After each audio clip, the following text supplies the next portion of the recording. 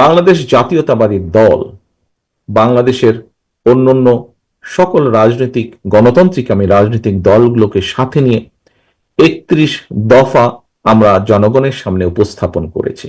আজ থেকে 2.5 বছর আগে আমরা উপস্থাপন করেছি। এই 31 দফা আমরা যখন উপস্থাপন করেছি, তখন সংস্কার প্রস্তাব, এই 31 দফা অ্যাকচুয়ালি সংস্কার প্রস্তাব, কতগুলো ব্যবস্থার কি কি উন্নতি করা উচিত হবে দেশকে বা রাষ্ট্রকে মেরামত করার জন্য, দেশ বা রাষ্ট্রকে সামনের দিকে এগিয়ে নেওয়ার জন্য, তারই এখানে বক্তব্য, সেই বক্তব্যগুলি এখানে তুলে ধরা হয়েছে। আমরা যখন বাংলাদেশ জাতীয়তাবাদী দল এবং আমাদের সাথে যে সকল রাজনৈতিক গণতান্ত্রিক রাজনৈতিক দলগুলো আন্দোলনে মাঠে ছিলেন, তাদের সাথে পরামর্শ ক্রমে আমরা যখন এই 31 দফা জনগণের সামনে উপস্থিত করেছি, তখন এর বাইরে অন্য কেউ কিন্তু কোনো সংস্কারের কথা তখন বলেনি।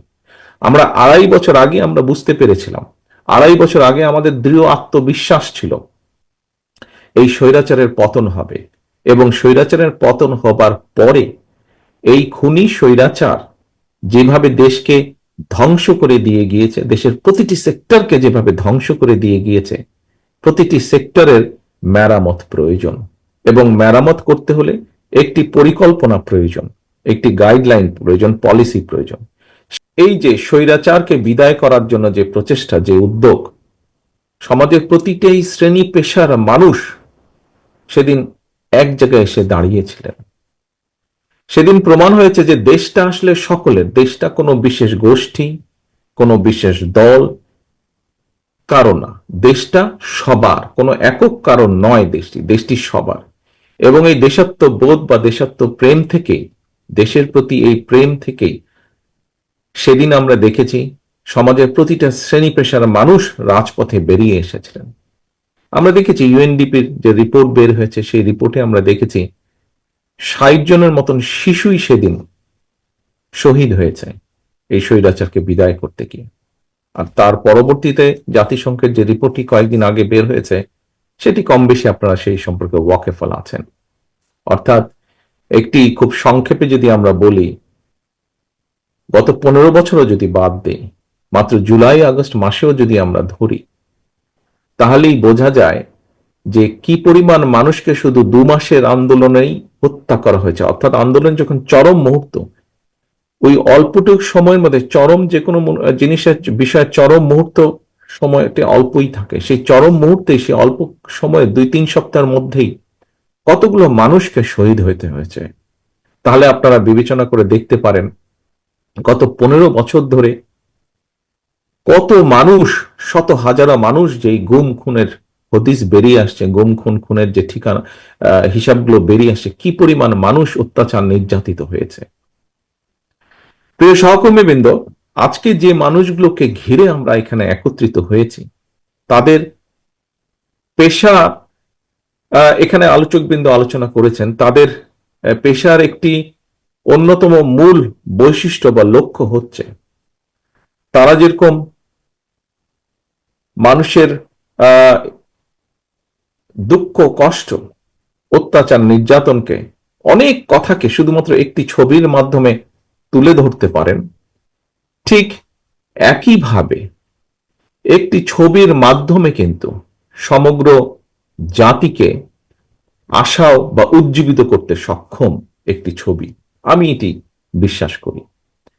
একটি ছবি যেরকম সব কথা বলে দিতে পারে, অনেক লেখা বাদ দিয়ে শুধু একটি ছবি, বড় রচনা বাদ দিয়ে একটি ছবি, ঠিক একইভাবে আমরা যে ঘন্টার পর ঘন্টা রাজনীতিবিদরা বক্তব্য রাখি, বিভিন্ন গুণীজনেরা তাদের গুরুত্বপূর্ণ বক্তব্য রাখেন, কিন্তু আমার কাছে মনে হয় একটি ছবির মাধ্যমে সম্পূর্ণভাবে একটি জাতিকে উজ্জীবিত করা সম্ভব।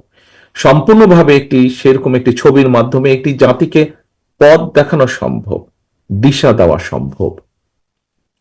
প্রিয় সহকর্মীবৃন্দ, প্রিয় উপস্থিতিবৃন্দ, প্রিয় জার্নালিস্ট বৃন্দ, ফটো জার্নালিস্ট বৃন্দ, এই যে গত 15 বছরের যে আন্দোলন, যে সংগ্রাম, যার মধ্যে বিভিন্ন সময় ফটো জার্নালিস্ট হোক অথবা জার্নালিস্ট বৃন্দই হোক, অর্থাৎ এই পেশার সাথে যে মানুষগুলো আছেন, তারাও বিভিন্ন সময়ে জড়িত ছিলেন। বিভিন্ন কারণে, ইচ্ছা থাকলেও, পেশাগত ইচ্ছাই হোক আর নিজস্ব বিবেকের তাড়নাতেই হোক, অনেক সময় অনেক সংবাদ আপনারা প্রকাশ করতে পারেননি, অনেক ছবি আপনারা প্রকাশ করতে পারেননি। একইভাবে আপনারা যেমন পারেননি, আপনাদেরকে যেমন দাবিয়ে রাখা হয়েছিল, ঠিক একইভাবে বাংলাদেশের প্রত্যেকটি গণতান্ত্রিক প্রত্যেকটি রাজনৈতিক দলের নেতাকর্মীকে দাবিয়ে রাখা হয়েছিল। ঠিক একইভাবে বাংলাদেশের সমগ্র জনগণকে দাবিয়ে রাখা হয়েছিল। তাদের নিজেদের কথা বলার অধিকার থেকে তাদেরকে বঞ্চিত করা হয়েছিল। তাদের যে রাজনৈতিক অধিকার, যেই অধিকার তাদেরকে সংবিধান বা দেশ বা স্বাধীনতা বা সার্বভৌমত্ব দিয়েছে, যে রাজনৈতিক অধিকার, যে বেসিক মৌলিক রাজনৈতিক অধিকার, যেটি হচ্ছে ভোট প্রয়োগের অধিকার, সেই অধিকারটুকুও কেড়ে নেওয়া হয়েছিল। প্রিয় উপস্থিতিবৃন্দ, মানুষ সব সময় তার কথা বলা এবং তার বেসিক অধিকার, রাজনৈতিক যে বেসিক অধিকার, সেটি পাওয়ার জন্য মানুষ সব সময় আন্দোলন করেছে, সংগ্রাম করেছে। পৃথিবীর বহু দেশ সাক্ষী, এই দেশের মানুষও করেছে। এই দেশের মানুষ বিভিন্ন সময় করেছে, যখন গণতন্ত্র হুমকির সম্মুখীন হয়েছে, যখনই মানুষের বেসিক মৌলিক রাজনৈতিক অধিকার যখন কেড়ে নেওয়া হয়েছে, তখনই মানুষ প্রতিবাদে সোচ্চার হয়েছে। কখনো বিজয় ছিনিয়ে আনতে সময় বেশি লেগেছে, কখনো সময় হয়তো কম লেগেছে, কিন্তু মানুষ সবসময় সোচ্চার হয়েছে এবং মানুষ প্রতিবার এই বিজয় ছিনিয়ে আনার চেষ্টা করেছে, সফল হয়েছে।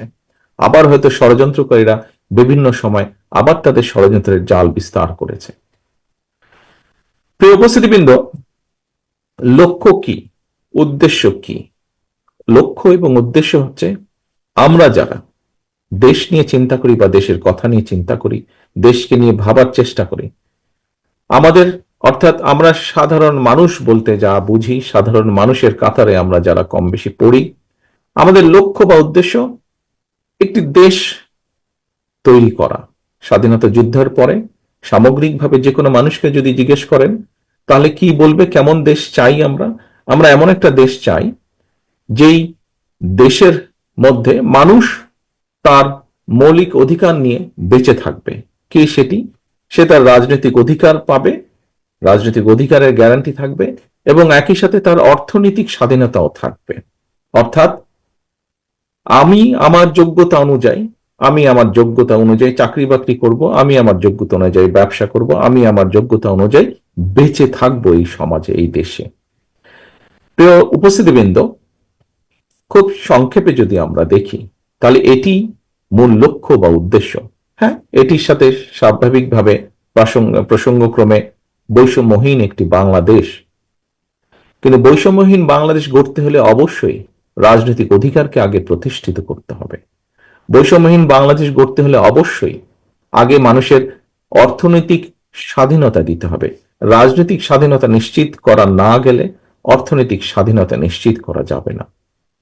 রাজনৈতিক স্বাধীনতা নিশ্চিত করতে হলে ভোটের অধিকারকে অবশ্যই নিশ্চিত করতে হবে।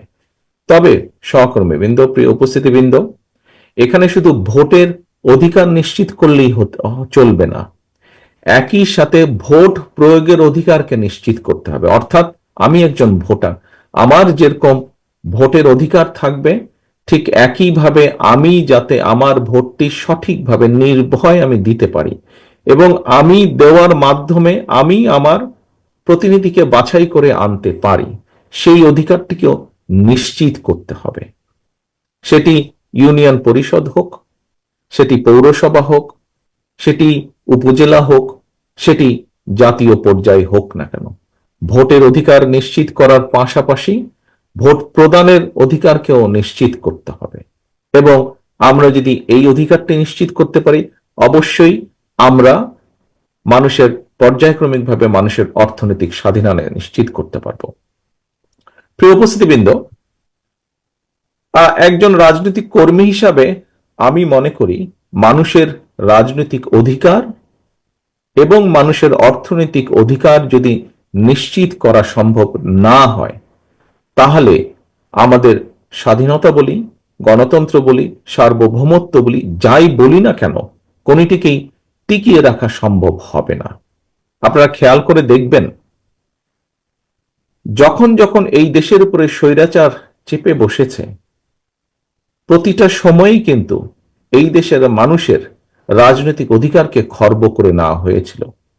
এবং রাজনৈতিক অধিকারকে খর্ব করে নেওয়ার ফলে স্বৈরাচার যেরকম বসেছিল, একইভাবে দেশের স্বাধীনতা এবং সার্বভৌমত্বর উপরেও হুমকি চলে এসেছিল। কদিন আগের ঘটনাই আপনারা দেখেছেন। এখানে যারা অস্ত্রের জোরেই বলুন, পেশি শক্তির জোরেই বলুন, অন্য কারো আশীর্বাদেই বলুন, যারা বিগত 15 বছর ক্ষমতাকে ধরে রেখেছিল, সেই সময় মানুষের অধিকার ছিল না বলেও একই সাথে আমরা দেখেছি রাষ্ট্রের স্বাধীনতা এবং সার্বভৌমত্ব হুমকির সম্মুখীন হয়ে গিয়েছিল। বিভিন্নভাবে আমরা দেখেছি কিভাবে অন্য দেশের উপস্থিতি, বাংলাদেশের মানুষের অধিকারকে দাবিয়ে রেখে অন্য দেশের উপস্থিতি, অন্য দেশের নাগরিকদের উপস্থিতি এই দেশে আমরা দেখেছি কিভাবে তারা বাংলাদেশের মানুষের অধিকারকে দাবিয়ে রেখে, বাংলাদেশের মানুষের ন্যায্য অধিকারকে দাবিয়ে রেখে তারা তাদের স্বার্থ এখান থেকে উদ্ধার করে নিয়ে গিয়েছে। প্রিয় উপস্থিতিবৃন্দ,